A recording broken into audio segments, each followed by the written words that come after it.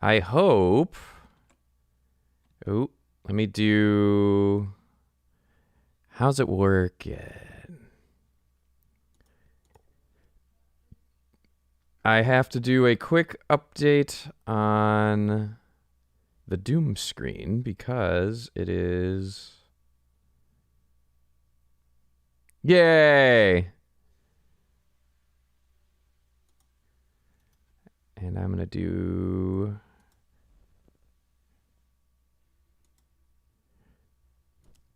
There we go. You are... you hit escape, and then you go to all options, and then you go to player setup, and then your name can get changed there. Also, we are live, everyone. Welcome to DooMing with me, Draggor. I hope we are being heard right now. I believe everything is set up. So I'm going to do a quick test and look at the chat and see. We've got Ocean, Logarth. Hello, folks. Some folks on Twitch, some on YouTube, and then also there is the secondary events chat on the First Square Discord. So I'm going to look at that really quick. Yeah, it is time for Doom. Oh, there is a person named Ocean. Also, hold tight. No one can hear you all. That part borked, so I am fixing that right now. Yep. Yield classic did not default. All right, y'all can say something and hopefully get heard. Hello, hello. Yay, Hello, hello. you're coming through the now. Garage just turned on and it's set to cold. I'm eating mac and cheese, and no one can stop me. I'm gonna go stop Xander. I'll be right back. And the best part is true. So yes, for anyone that this is new to, this is a free-to-play game. It is based on the original Doom game released in 1993, and this is a mod that an entire team of people put together just for fun as a hobby project that anyone can get. If you want to join this server right now, you can go to the website draggor.me/doom, and you will find all of the instructions and links to files that you need to play right alongside with us. This is a special time for First Squared. Usually we are doing this every Sunday at 5 p.m. Central. The other thing of note is, as the title says, we have special guest Ashe, Director of Programming at Anthrocon, as well as recently launched a new Patreon, and overall tech person and jack of all trades. Hi, Ashe. Hi. It's good to be back again. I think this is my third Doom with you. Yes, the first episode we did, we got into biotech around hearing and hearing aids, which was very interesting. And then the second one, we went into cooking and your history going through chef school. Yeah. And then today, we're basically going to start with, and we'll see where we go from there, a part 2 of the cooking side and leaning more into where you are going to go with your Patreon. But before we go there, we also have 2 other guests with us today. We have Alkali Bismuth and Xander the Blue. Welcome. Hi. Xander, I think I heard you through the floor, but I didn't hear you through this. Yeah, yep. Xander, your audio is not coming through at all. It's funny because I am in the Dragon House basement, so I'm actually literally hearing Xander. Wait, That's I heard Xander, you. Now you're in. All right, well, I guess I'll just keep on checking with you, unfortunately. You have a very aggressive thing that is trying to steal the microphone slot. It is very confusing. It's my computer. It's just not good. I just got fried by a Frubat. Also in the server, we have, let's see, Frubat, Metal Spoon Solid Bee Eater, which I believe is, oh no, it's Boomer. And hopefully we'll see some other regulars. We also have Cyrus. So we've been doing this every week for going on almost a year. This is kind of the thing I launched because lockdown and didn't have much else going on weekends. So thank you, Ashe, for making a return. And if you would like, give us the sales pitch for your Patreon. Ooh, sales pitch. The sales pitch comes with a little bit of a setup. So I'm the one who cooks at home most of the time. I say most of the time because my husbands can cook. But most of the time it's me. And I grew up with my mother always not looking at a recipe book and going, well, that's quaint. And then making it her own way.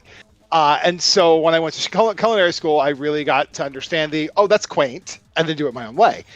And so this is my Patreon is kind of a way of me giving back to kind of honoring my mom with her and my grandmother with their, I'm just going to make this the right way because this cookbook is wrong.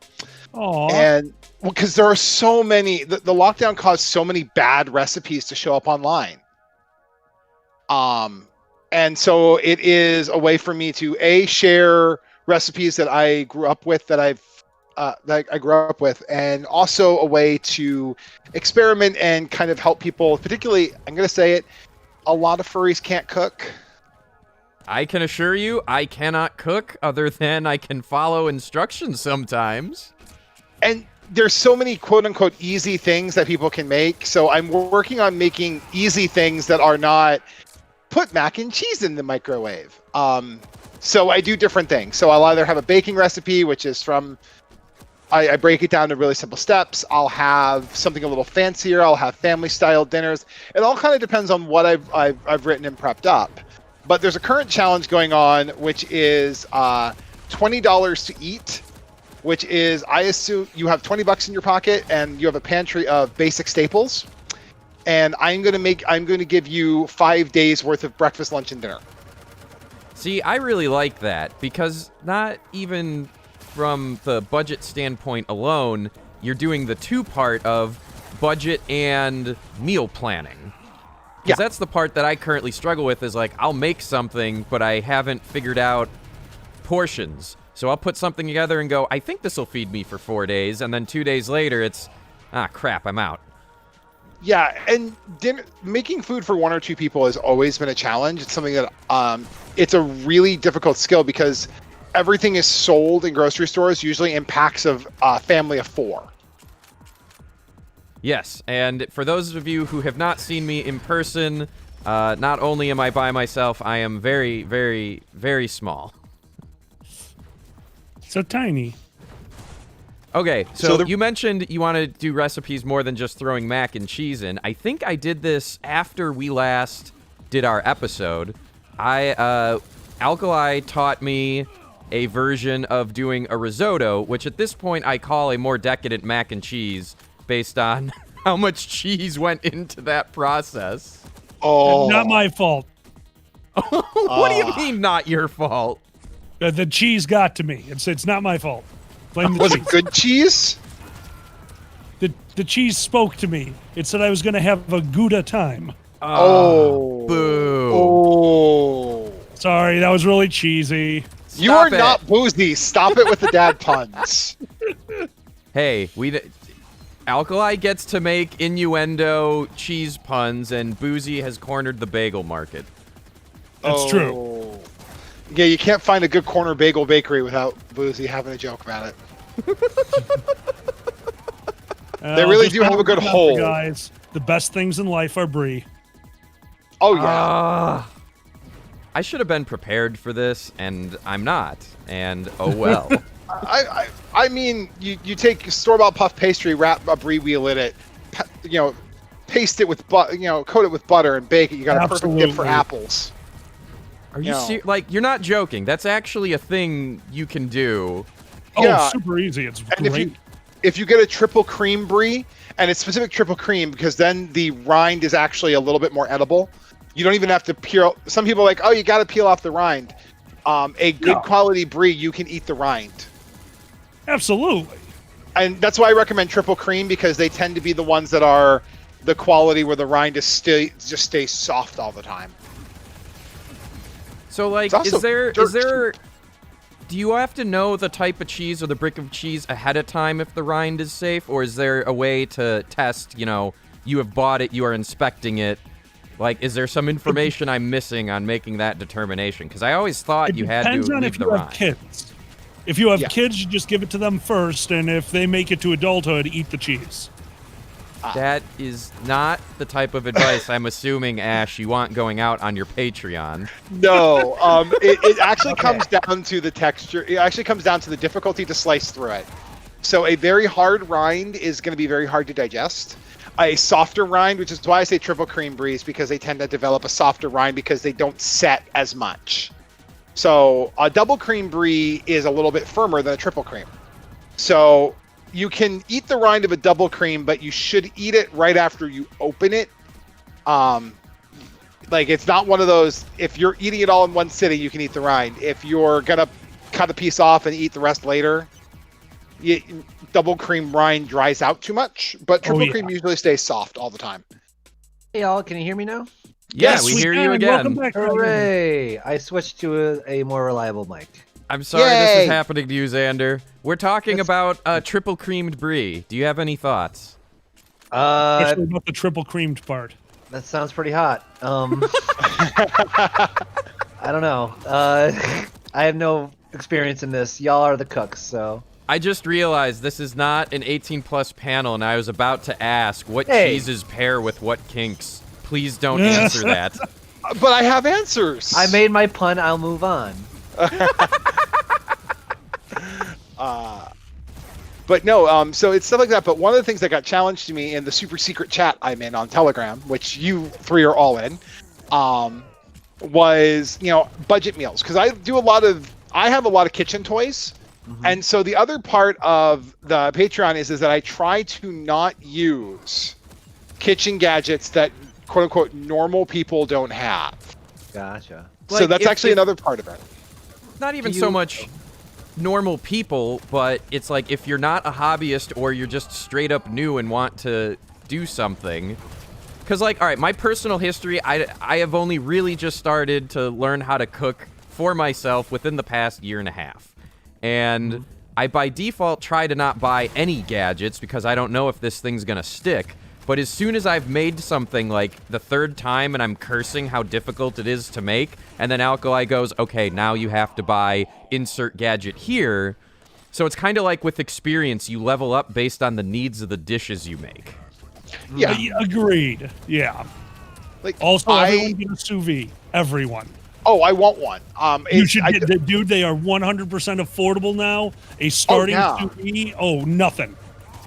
There's one I've been eyeing up that actually integrates. We use Google Home in our house for all of our smart devices. There's one I've been eyeing up that actually integrates directly into the Google ecosystem. So I'm like, ooh. I can just tell. The Google ecosystem is a scary phrase to me. I know. I love it, but one of the things I actually went years without was an immersion blender.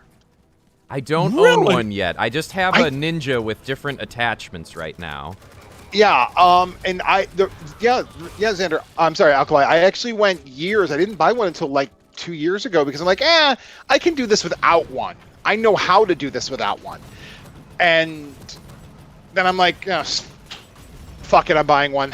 So what's like the number one thing or like the top two things that you use when you reach for the immersion blender? Like how often is that showing up for you? Xander, don't you rar me. So anytime I am when I'm making tomato sauce from home, oh my god, that thing is a godsend.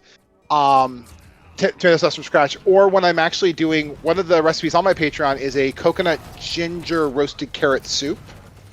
That sounds Coconut interesting. ginger. So on vacation. you use coconut cream instead of heavy cream to make the soup. So it's vegan actually and gluten-free, right? Yeah, it was actually written specifically for QM.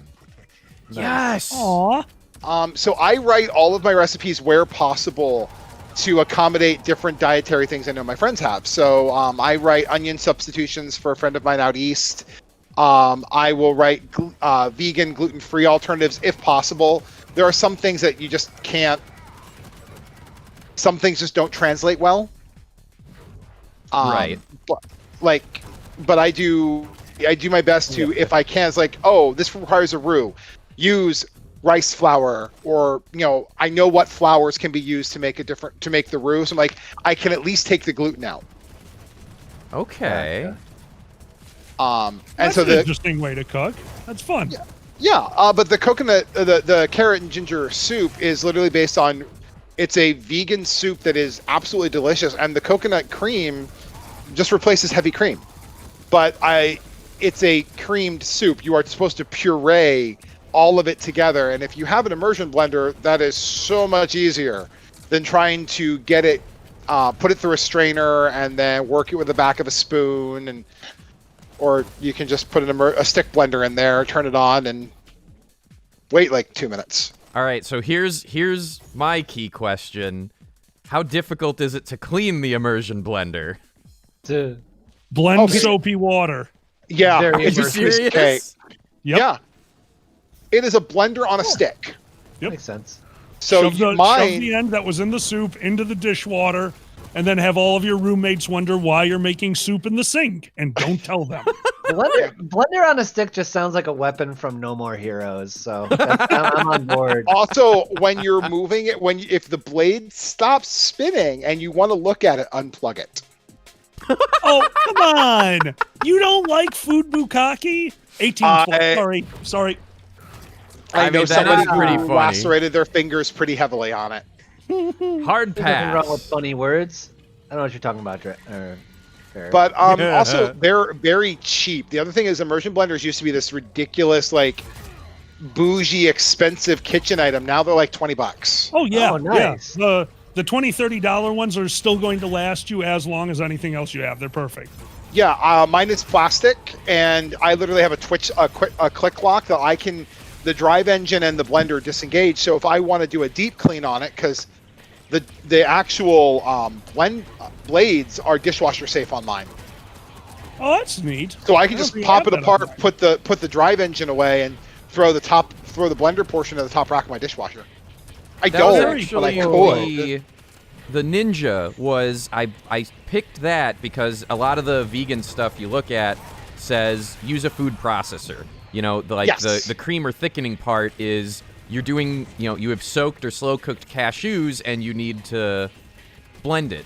And so I didn't want to have a blender for my protein shakes and a food processor and this other stuff. So like, yeah, the Ninja's expensive, but it's got a hell of a warranty. All of the blades are dishwasher safe, so like this thing is gonna come with me forever.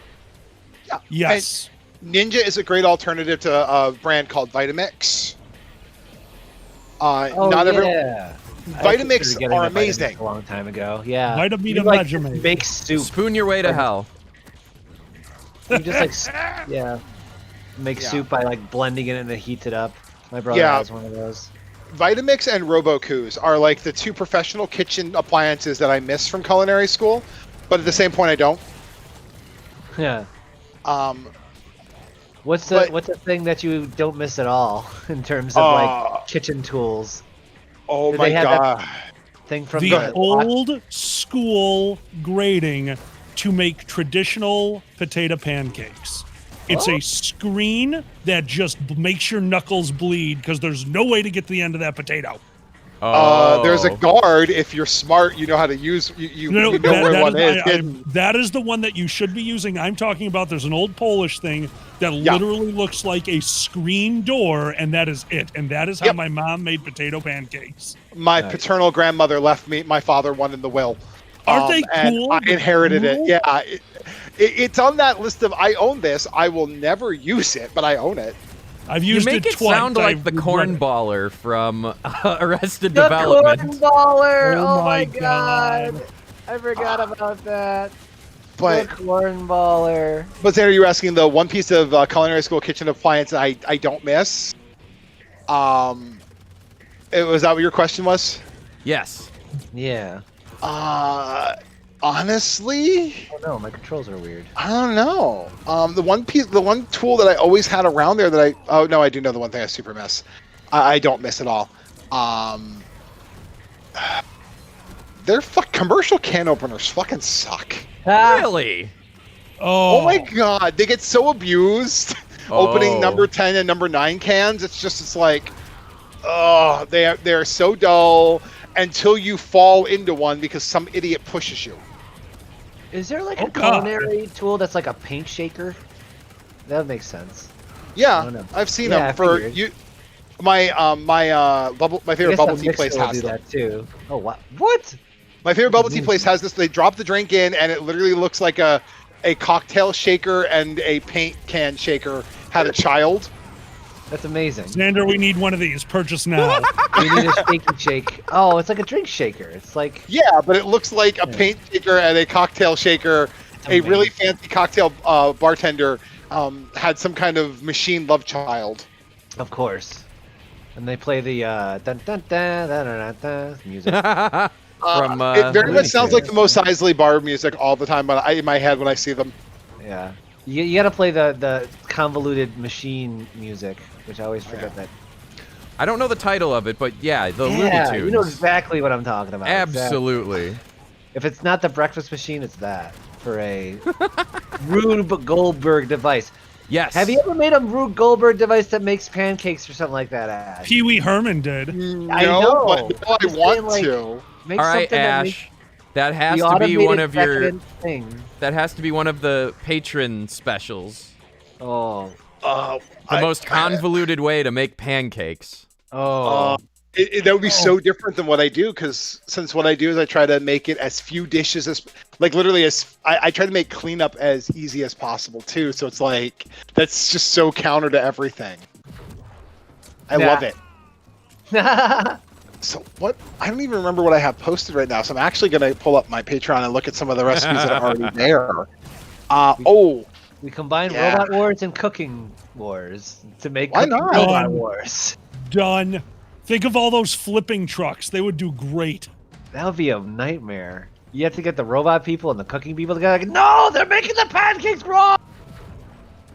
You know, sourdough pancakes are on my list to redo because my husband loves my sourdough pancakes. And I'm like, I really should like tell people how I do this. Your I have drone never just had a up the sourdough pancake. bread. That's interesting. Yeah. You replace the bake. You don't use baking powder.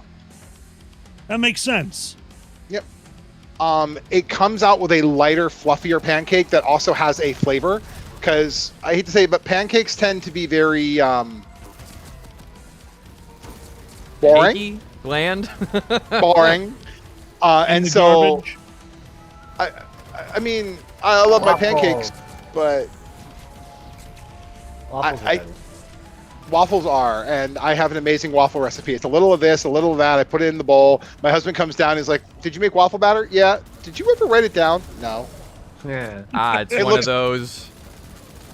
My mom made cinnamon rolls right out of the tube. So when Giannis and I were first dating, so this is 14, 15 years ago now. He went to a convention without me. I was starting a new job, so I couldn't go. And he came home. I had rearranged all the furniture in the apartment. Yeah, I'd rearranged all That the the furniture. blind people would get confused. I made like 5 or 6 loaves of bread for him to take to his coworkers on Monday after he got back. And I made him chocolate croissants from scratch. Wow. And the problem is that they were in the recipe made 23, and so that didn't sit well with me. So I had to make another batch, and then I got to 46, and I had to keep going until I ended it with a nice number with a 5 or a 0. Yeah. Ash, oh my, God damn it. What? Don't ever change. But it took like 6 batches, and then it finally ended in a 0, and I'm like, yes, I can stop. Apparently, the only I've been big breakfast informed thing I've that been doing lately the, is. Oh, go ahead, Draggor. Sorry. the game is a slideshow as far as the actual What? game capture. And I don't know Really? why. This is the same. I am wondering, could that possibly be because we have 3 of us playing in the same location? Would it help if I No. fell out? No. Are you sure? There is something else strange going on. Hopefully the version that I'm directly recording when we upload this later will be fine. And if it isn't, then that means there has been something wrong on this machine that I did not know about. This is what I always stream from, but it's been behaving weird, and I don't know why. Strange. But our audio, I think, has been working fine, so that's the important part, really. Absolutely. Honestly, yeah. Yes, apparently the people can't see as I win every game unofficially. Yep, every single undefeated, everyone face. watching out there that can't see. I am undefeated. So where is your golden statue? Oh, you see, I shot it, being so undefeated that I had to shoot the statue as well, so it can't be seen without a microscope. All right, Oh. Ash, I got a question for you. Sure. If you were to make something for someone who is celebrating any kind of victory, what are suggested easy to make victory dishes?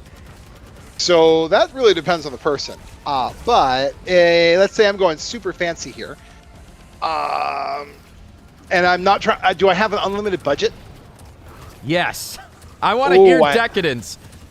Xander Alkali, say it. Decadent bitch! So I have an unlimited budget. So let's see. You We're have gonna need a lot of- access to liquid. Let's make it spicy. How is it? Do you do spicy or no? I do. I do Okay. spicy. So I'm gonna do. Let's start out. So let's start with our. To set the tone, we'll do a.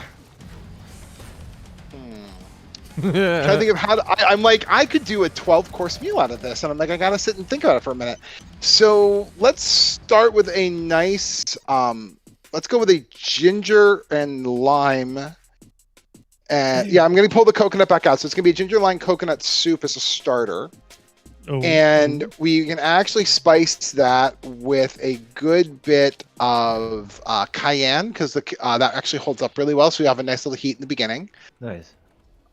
Then we'll move on to a composed salad with we'll roast walnut. So we'll do a composed salad with walnut, goat cheese, and the walnuts will be toasted in honey, black pepper. Let's go with, for this one, we did cayenne, so we'll switch over to a habanero powder. Well, they don't all have to be spicy, but I appreciate a spicy salad. Yeah. Yeah, and you toast the coconut. You toast the walnuts in it. So you have that sweet you have the walnut, the nutty flavor. You've got the sweet from the honey. You got the spicy from the habanero powder, and then you have this lovely composed salad with probably going to do with a red tomato, a small snacking tomato, carrot. Right. We'll do a. Let's do something cheese based for the rodents. Oh, cheese! Well, so the cheese for a celebration dinner, I would totally do a prime rib. Ooh. And that is smeared in butter. So the way I do prime rib is I set my oven. You got alkali's attention. I don't actually, but I make a compound butter using red wine, shallots, garlic, different dried herbs, specifically dried in this case, because they'll leach into the fat. You coat the entire thing in butter. Yeah. And it usually takes like 2 or 3 pounds of butter for me to do this, because I layer it on really thick. Wrap it super tight, put it in my oven, now it's in a cold oven. The oven goes up to 500 degrees. You turn the oven off, you crack the door, you let it sit there for about 2 or 3 hours. Nice. Seriously, that's how prime rib gets. That's at home. That's how you can do prime rib. Interesting. For a side, so we want a cheesy side. For that one, now you have 2 options. I can do a super fancy risotto, which takes away from other things. Or I can do my super crafty mac and cheese side, which is risotto is a fun one to make. So for that one, we'll cheat and toast. So we're gonna do the standard toasting method. So we'll start with toasting the risotto. We will add in, for this one, I would probably use shallot again, because shallot just creates the better flavor.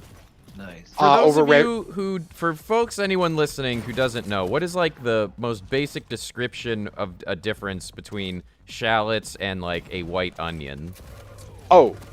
Shallots are smaller, more petite, and more lobed for visually. They're also usually purplish brown on the outside. They are sweet. They're so good. They don't have the bitter, sharp aftertaste of a white onion. They are more akin to what we call in the U.S. a sweet onion, but they are not as sweet. And they're used mostly in places where you want the subtlety of the onion flavor, but you don't want it to overpower. Gotcha. They are great in French onion soup. I am simply reminding the chat, who may or may not be able to see the game, I am still undefeated, but he's trying to cheat by making me drool on the keyboard. So any deaths I take are Ashe's fault. That should not be counted. Draggor, I would like that in the record. Yes, because there is such a thing as the record.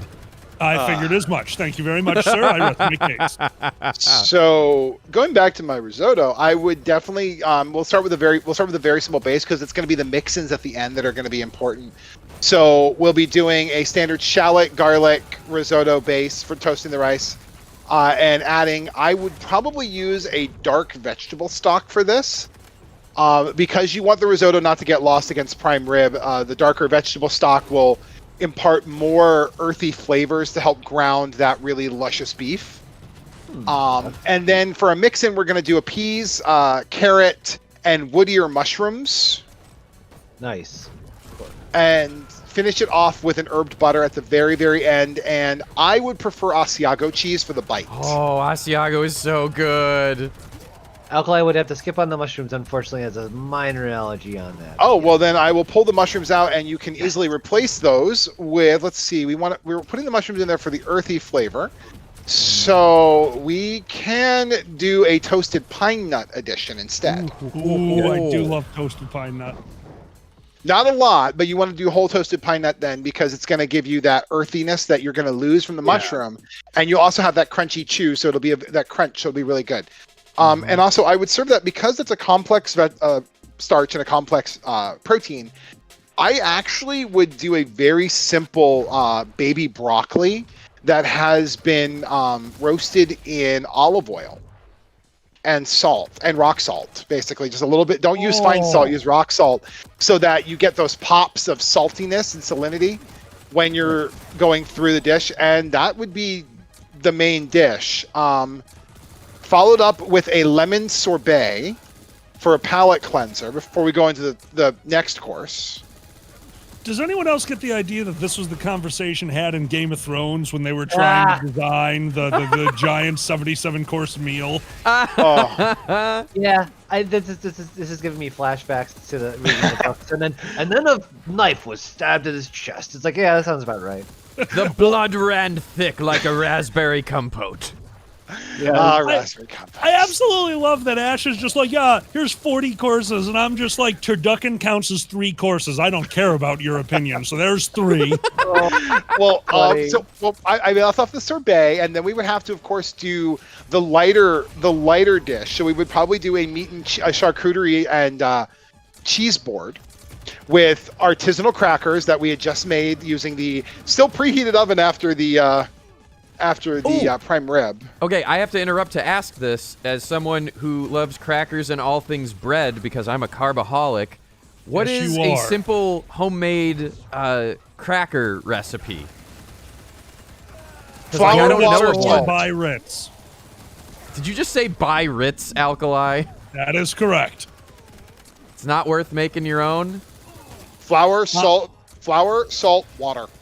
And that is exactly why, and Ashe, back me up on this. Like, if you really want to get into it, you're going to basically turn almost like a phyllo dough, multi-layered cracker, a ton of effort. And still, if you want that sweet, salty cracker, I mean, you're still probably just going to the store. You're not getting that much more out of homemade on a cracker. Unless you really go nuts with it. Right, Ashe? Yeah, it's like there are certain types of crackers that a home cook doesn't have the equipment for. Like a saltine, to get that kind of classic saltine that we're all used to, is actually a lot of work. You can come close, but getting that air pocket right and those layers is not something that is really easy to do. Interesting. Now, if we're talking like a cheese board cracker, which is like a water cracker or a table cracker, those are piece of cake because they don't really have a lot to them. They're not a layered object. Correct. Yeah. Like, so I make a rosemary cracker that is literally salt, flour, water, and a hint of baking powder And I say a hint because I mean it. And that's pockets in it. But like, if I want saltines, I'm gonna go buy them. Yeah. I don't have a dough sheeter. I'm fascinated just at my complete and utter level of inexperience of I don't know what is hard and what is easy. So like the things that I buy regularly, there's this thing in my brain where I go, oh, well, everyone buys crackers, so at some point they must be easy to make, right? And I have no intuition for food prep. So it's this weird thing of what you would think is easy in terms of a finished product. There's a lot of work that goes into a lot of steps. Yeah. Like yeast rolls. Everyone you see all the videos online of how easy they are. They're not. What they're not showing you is the 40 failed trays behind them where they were, quote, learning how to like properly bench their dough. Yep. All right, when you say bench their dough, what does that mean? So that in this case would be the shaping to get those perfectly smooth top rolls that they put into their pan with their perfect spherical shapes. You don't see the ones they've torn, the ones they haven't developed all of getting it ready for the final proofing, like where they've worked it and they've done the last hand kneading and folded it under so it's this perfect shiny top sphere. That is a bitch. Realizing the difference between a perfect dough and an overworked dough will take you the longest. Oh yeah. And now thankfully bread dough is super forgiving. Like perfect to overworked is actually a pretty far margin. Yeah. Okay. Bread is very forgiving. Because of that. Well, okay. Like, if you are doing it by hand, bread is very forgiving. If you're using a hand mixer, that's like a 2-minute difference because those things are way more powerful than they think. Yeah, I actually broke gears in my KitchenAid. In my kitchen. Oh, It's fine. I got the replacement part in March of last year, and I have yet to put it in. Good. It's one of the drivers, so it literally broke 2 teeth. Now that thing is 14 years old. I was like, oh, get a new one. I'm like, I take it apart. I'm like, oh, it's just the drive gear. It's just the transfer gear. And I order it, and I just haven't put it back in. But then for Christmas, my husbands are like, there's so many times you say you wish you had 2 mixers. They bought me a second one. Oh my God. So I have 2 professional grade KitchenAid mixers. One is a 6-quart, one is a 5-quart. Okay, Nice. You are a decadent bitch. My father-in-law is who bought me the first one. It was after Giannis and I had been together for a year. He showed up for Christmas with a $500 mixer. How many mixers do you have now then? I have if we go into I have actually just the 2 stand mixers. Gotcha. With 5 bowls, all the attachments. I have a meat grinder. It's great. I was actually about to ask you that. Have you ever done that? Have you ever thrown a Kingsman in one? Oh, I have not. But for Christmas, for holiday meals, I make my own bread for stuffing. I also will grab pork loin and then pork back fat, grind it up, and make my own non-case sausage. To do my favorite stuffing for Christmas is my pork sausage and apple stuffing. Oh, that sounds good. Yep, I caramelize the apples for 2 or 3 hours in bourbon. Nice. All right, here's a question. Is there a use for a meat grinder that does not involve meat, aka for the veggies? You can use Vegetarian or it. vegan? Yeah. A Meat grinder is... Oh, go ahead. Well, I was going to say, what things would you put in? Because you're aiming for a certain, grind level and texture, right? Yeah. What would you put Fibrous in there? vegetable. Carrot. Gotcha. Very, very... you usually use a grind. You can use a grinder on very fibrous, meat-dense vegetables. So, celery Would a root. jicama count? Yes. Gotcha. Potato and jicama will grind. Now, you have to be careful because they can't be too firm. So you might have to boil them slightly. Vegetable. Huh? You want a dummy thick vegetable. Yep. Dummy thick. You want a himbo vegetable. You do. I am so happy right now. You need that dummy thick himbo vegetable. It gives a whole new the meaning to grinder. grinder, huh? I mean, it really does. You do find dummy thick veggies on Grindr, so. Damn it. What? Well played. I wasn't even thinking that when I made the joke about himbo. I just completely just was like that was where it went. Some miracles happen, you know? But Is it coconut cream filled? ooh. Oh, cream-filled, dummy thick himbo vegetables. Veggies, okay. So on Friday, we do a movie night here with our little closed circle, our quarantine circle. We do bad movies and dinner night. And dinner is good, movies are bad. That's the rule.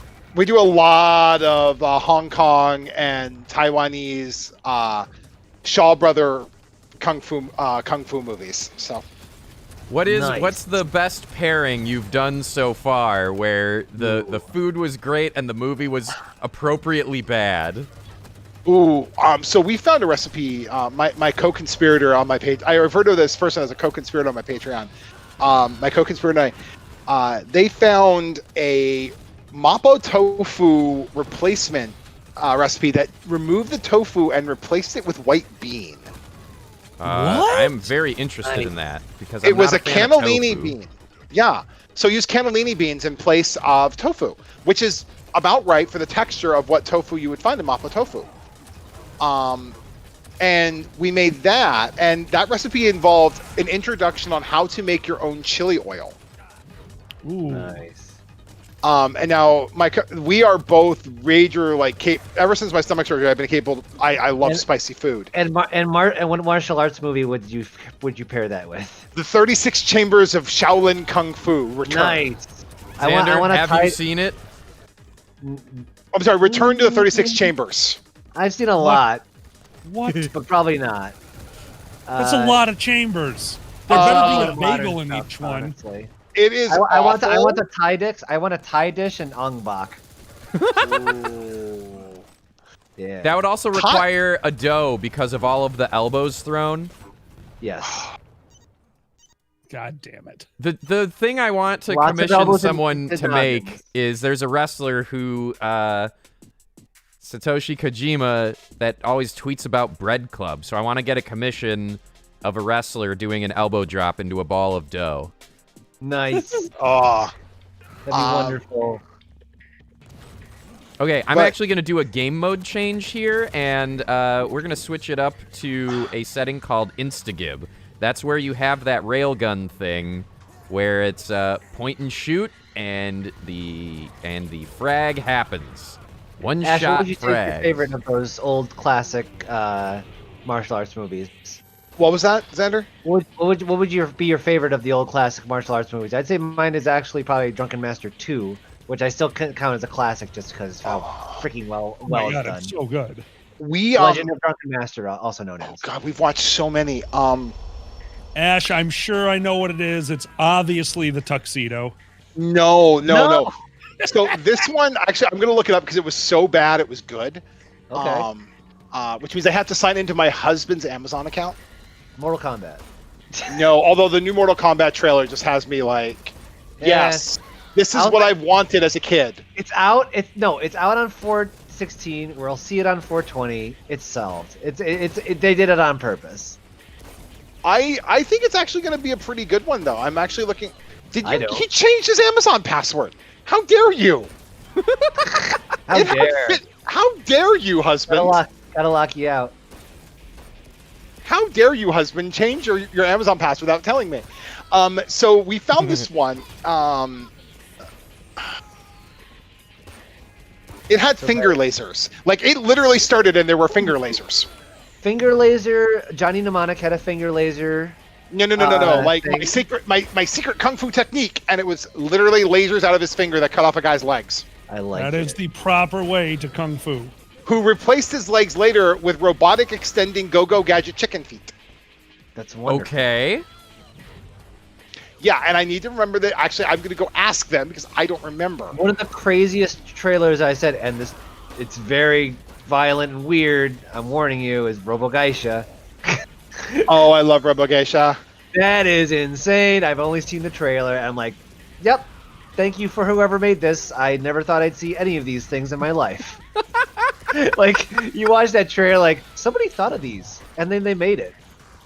How many people had to sign Not only off did they on think this? of it and made it, yeah, they had to convince other people to let them make it.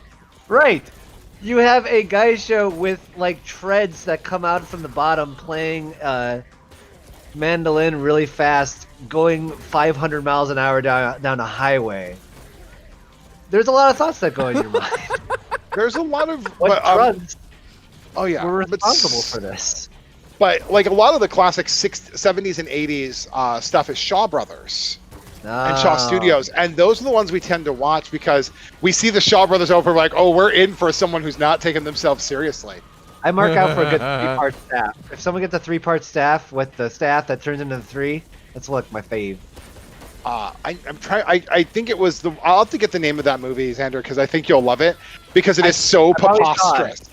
Oh, okay. There's like one where like it's the special weapon. I love this. I love special weapon or special technique movies. The 18 weapons of kung fu. It's on net. Yeah. That one was fun. We watched it. It's hell. They brought it over to America. Krull is a special weapon movie. I have a special throwing star, and I'll beat you all. It's Oh yeah. I love Kroll. We occasionally we'll do fantasy or something. We just did actually a good movie, like a What? really good. It's called, so in the U.S. it's called Ghouls. Nice. In Brazil the translation is Vamps. It is a Russian vampire movie. Those are two very different titles. Russian vampire movie. Okay. Yes. So it's in the Carpathian Mountains. It is very much a vampire story, and it is good, if not better, than most American-made blockbuster vamp movies. I mean, that's not a high bar. Like to Effects me, effect standards. to me, like the vampire is the decadent bitch, Tom Cruise person trying to like Lestat. woo and stuff. Yeah, and then when I think Russia is like, oh, I am Russian vampire. I drink your blood. It's like kind of like the opposite. Well, I feel. I would love to see hardcore. Or is that how it feels? It Or is. like, Hardcore corn.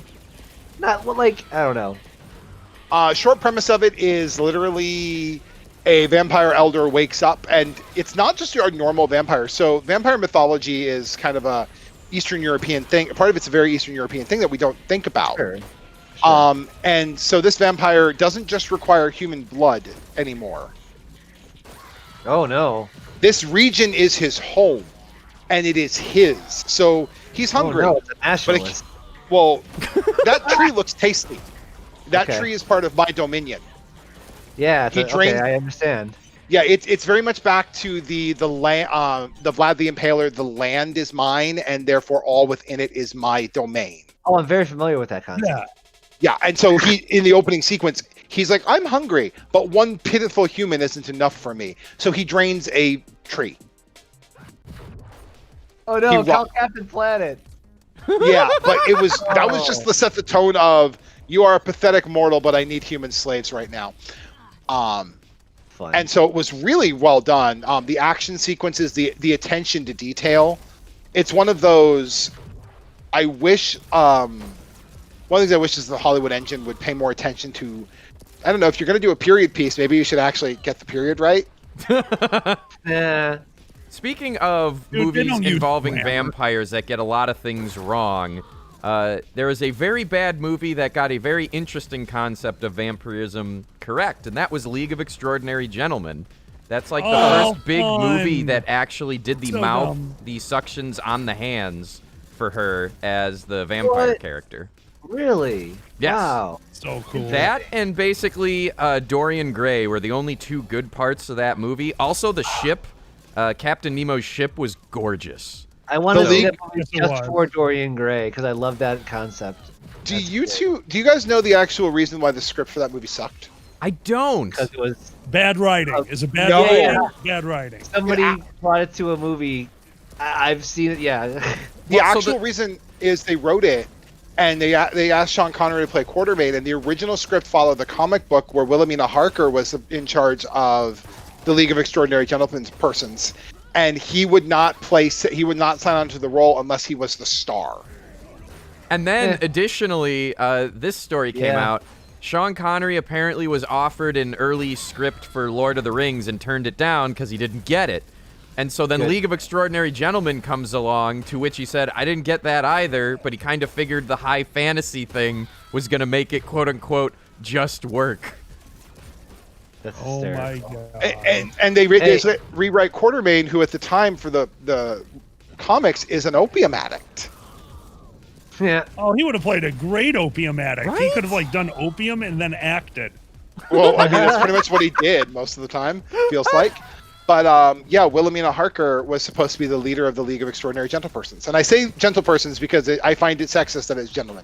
Well, yes. Fair enough. It is what it is. I like It is the a book more written by coarse a form, person. League of Extraordinary Fuckers. There you go. But yeah, I actually adored, like, Xander, I'm with you guys. I adored the fight scene with Dorian and Wilhelmina with the, we're going to be at this all day. Yeah. It's not That a good was movie. right. It's a slog, but that was cool. You can fast Are forward they it. basically immortal? Nice. Well, yeah, Dorian Gray, and then she just says, fuck this, look at yourself. Nice. It reminds me of what was that one we love, Draggor? Death Becomes Her. Yes. Oh my goodness. What a wonderful gem people might not know. You know, That's that's a one. weird. Now that the first squared speakeasy has proven to work, there might Yes. be a Draggor show speakeasy, and maybe that's one of the movies we do. It's a great one. Yeah, totally. Meryl Streep, Goldie Hawn, I believe. Bruce Willis. Willis being a dork nerd, which is like his opposite typecast, which is what I love. Well, Yeah, no, originally that was a was fun. dork I and a really liked nerd that part. before Die Hard. Yeah, I know, but that had already been cemented by then. But yeah, yeah. It's such an absurdist script, and you have three very, very talented leads, and they're like, fuck it, no, we're going to enjoy this movie. Yeah. like- They just act at each other. It's great. Do you remember where you parked the car? What are you saying? What are you saying, Draggor? Do you remember where you parked the car? Yes. Oh my god. Yes. Oh, I can But- see right through you. Oh, it's a great freaking movie. So dumb. We can just do this all day. Yes, it is good. Okay, so we are down to the final 8 minutes. So after this map ends, we are going to go to the map that we affectionately call the Jumpy Bullshit map, and we will finish up there. This has been DooMing with me, You can Draggor. jump in this game? Yes. Spacebar. I thought that started the game. Thank you. Oh, it's both. I'm sorry I did not convey the awkward control scheme. Demon, I would not have been more useful while jumping. Do not worry about it. I mean, flawless game, no kills, all kills, mine. My brother had the controller. Yes, he is, Boozy. Yes, he is. But, so we will be switching to that map in 3 seconds. All right, so let me do that. And this is what we do. Now that this convention is just about done, I will be getting back to putting together a calendar and actually scheduling guests. Things basically January and February have been nuts because First Squared is wonderfully nuts. Yeah. One of the folks we'll be having back, the first First Squared guest of honor will be having Semj back to talk about service animals. Hopefully, Why don't you find a way they can find you, Draggor? on this Twitch channel, twitch.tv/DraggorZippyTanks, also co-streaming to the Alkali and Xander YouTube channel. Dragon Show. I think it's also listed as Dragon Show. You can find it that way as well. Oh, it is. That's right. can find it around. The Draggor Show YouTube channel. Oh, Yeah, it's fine. It's all about permission, baby. Oh, jumpy bullshit. Yeah, I remember that. Yeah, I we are liked it. actually doing jumpy bullshit. The trick with this one is there's the 2 ramps up top that Have you ever been to a point. trampoline park? I've never been to a trampoline park. I want to go to a trampoline park at Alkali when it's COVID safe. Will the trampoline park look like this? And do we get laser rifles? If they get laser tag at the trampoline park, I'll be so happy. You know, I think All right, that I is have a it. business I don't know if a venture for all trampoline of us. park. Ashe, are you in? I'd go. I mean, we have a trampoline park near us. But do we have a trampoline park meets Qzar? Because I'm telling you, this is the a laser winning tag. idea. We just bring the laser tag fully geared up, looking like freaks. What about paintball? It's even better. Just get in there with our paintball guys, like, and just don't even say anything. Yes, we would like to come into your trampoline park. What's this for? Nothing. What is happening? It's my right to hold this paintball gun for no reason whatsoever. Champion 2A, Champion 2A. Now excuse me as I do a backflip while shooting into the sky. Could you imagine the cleaning fee to that place? Oh my god! That would be so great. Honestly, they would retire it and build a new facility. Did we just make real Splatoon? I think so. Yes. Okay. You heard it here, folks. You heard it here first, folks. Splatoon IRL. I guess. Ooh. One of the greatest things I got to do in my young life was go to the basement of an abandoned Macy's that they still owned the building and rented it out to an airsoft group who rented it out to a LARPing group, and we spent a week turning it into a medieval village and got to play indoor LARP in the middle of the winter using an old storage room as the module area, filled it with smoke, smoked ourselves out, realized it was dangerous, and left a smoking building.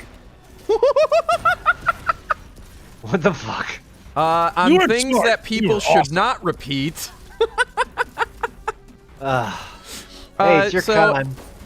As we finish out here, Ashe, one more time, where can folks find you? Either Patreon, Twitter, where do you want to be found? I want to be found everywhere. So the link is actually pretty long to give out, so I will actually send you the link that you can include in the video. But it is Tiger Dog Kitchen on Patreon.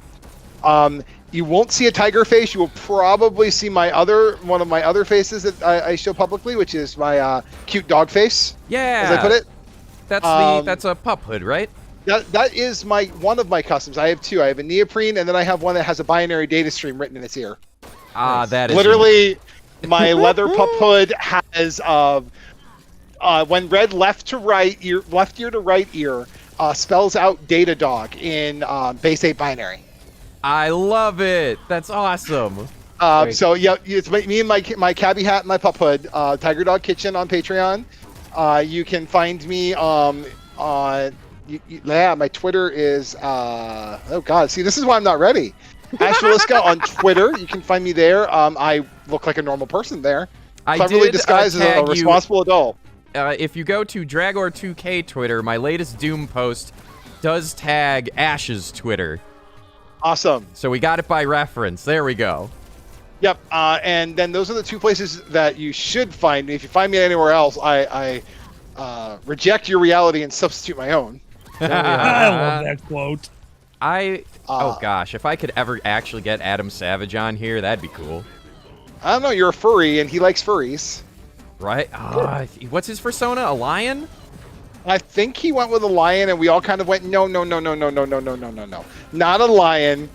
You can be part lion, but you are in fact a squirrel. Yeah.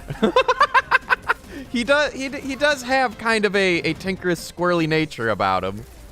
I was thinking Skippy, not Slappy. Yeah. Hey, Slappy, who's on stage? The Who? Yes. We have talked about trying to get him to come to Anthrocon. His appearance fees are very high for reasons. Yeah. You know, being one of the most beloved casual science educators in America and also worldwide, you know, that kind of happens. Yeah. But I'm still, it doesn't mean I'm not going to try and get him still. For the Patreon, if people sign up, I'm actually going to pull up my levels here. My Patreon, a lot of my stuff is currently locked up in terms of it is for patrons only. I do release stuff slowly to the public. We have... I got to actually pull up my membership levels here. While you look that up, I'm looking up where we're rating next. Oh, okay. Well, my current tiers are basically, I start at $3 because some of the ingredients I have to buy to do this recipe development. So while I do have a good job, I have to make dinner and do recipe development on the side. Everything I put on there does in fact get made in the kitchen at least twice. and that's what I do. Content pretty much comes the higher you subscribe, the more of my time you get. If you go up to the highest tier, I will even write you write and develop a custom menu for your special occasion. And that is actually pretty awesome because you've already started helping me just because we know each other with a couple of recipes. So I can endorse. Ashe will tune recipes to your needs, and they are great. We are out of time, so thank you very much for being my guest again, Ashe, and we will have a future episode where we nerd out about Dungeons & Dragons. Thank you, Xander and Alkali and the Dragit Show for allowing me on your channel and to use your Discord. Up next on the secondary event stream here, we are going to Twitch raid into Tiller for Budget Record Night. Thank you all very much. I have been your host, Draggor, and raid happening in 3, 2... Oh, wait, no. Now it has to count down 8 seconds because I don't remember how this works. All right, 5, 4, 3, 2, 1, and raid.